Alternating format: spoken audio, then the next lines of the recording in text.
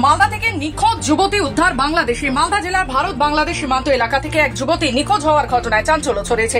কয়েকদিন নিখোঁজ থাকার পর বাংলাদেশ সীমান্তের নওগাঁ জেলার সাপাহার থানার বামুনপাড়া এলাকা থেকে উদ্ধার হয় ওই যুবতী।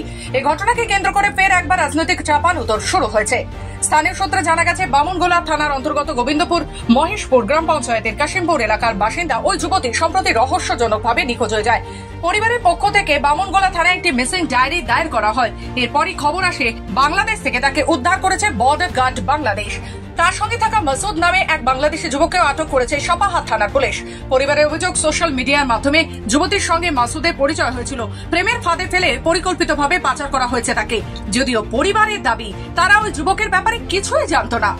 আমার মেয়ে এখন জানতে পারছি যে বাইরে আছে, বাংলাদেশে আছে। মেয়ের সাথে কোনো যোগাযোগ হয়েছিল?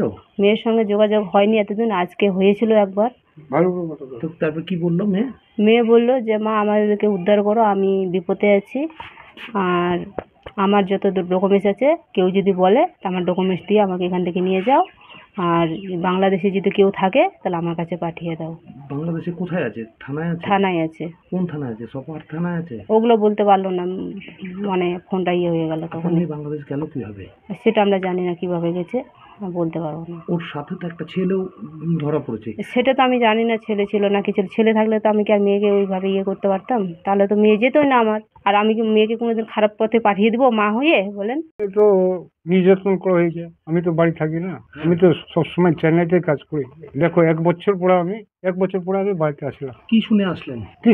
আমি জানি যে আমার এই যে বাড়ি ঘর একটু ঠিকঠাক করতে হবে। এক বছর পরে আমার না বাড়ি ঘর আছে, আমি যাই একটু, আমার বউ মেয়ে আছে, বউ মেয়েকে দেখানো হবে। এই যে আমার বাড়ি ঘর নষ্ট হয়ে গেছে, বাড়ি ঘরটা আমার একটু ঠিক করানো হবে। তারপর তো আমি শনিবারে আসলাম, রবিবারে থেকে আমার মেয়ে নিখোঁজ হয়ে গেছে। তারপরে মেয়ে খুঁজে পাচ্ছি না। তারপরে কোথায় শুনলেন মেয়ে কোথায় আছে?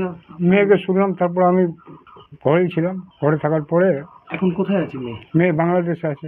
আর এই ঘটনাকে ঘিরে সরব হয়েছে রাজনৈতিক টানাপোড়েন। একটা মেয়ে পাচার হয়েছে শুধু আজকের এই বিষয় না, বাংলাতে এটা প্রতিনিয়তই হচ্ছে। আর আজকে আমার মালদাতে তো প্রচুরভাবেই হচ্ছে।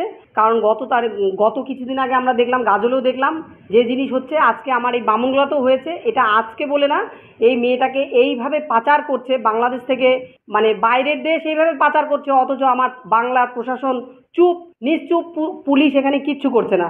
শুধু আজকে এখানে নয়, কিছুদিন আগে মদনাবতীতেও একটি মেয়ে এইভাবেই ধর্ষণ হলো। মানে আজকে যে বারবার করে বলা হচ্ছে যে সবাই লাভ জিহাদের শিকার হচ্ছে, এটা আমাদের মাননীয় মুখ্যমন্ত্রী, আমাদের প্রশাসনের কানে এই জিনিস এখনও যাচ্ছে না।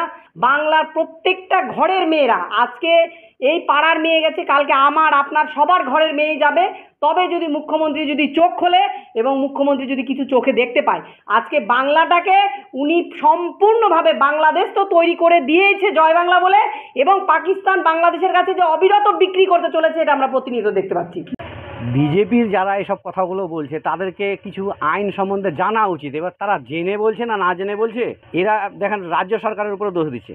এবার আমি যতটুকু শুনেছি যে দক্ষিণ দিনাজপুরের নাহেরকুড়ি ক্যাম্প দিয়ে নাকি মেয়েটা পার হয়ে ওপারে বাংলাদেশের বিজেপির কাছে ধরা পড়েছে। এই ঘটনায় ফের একবার মালদা সীমান্ত এলাকার পাচার চক্রের সক্রিয়তা নিয়ে প্রশ্ন উঠছে। পরিবারের সদস্যরা এখন দিশেহারা, কিভাবে মেয়েকে দেশে ফিরিয়ে আনা যাবে তা নিয়ে চিন্তায় তারা।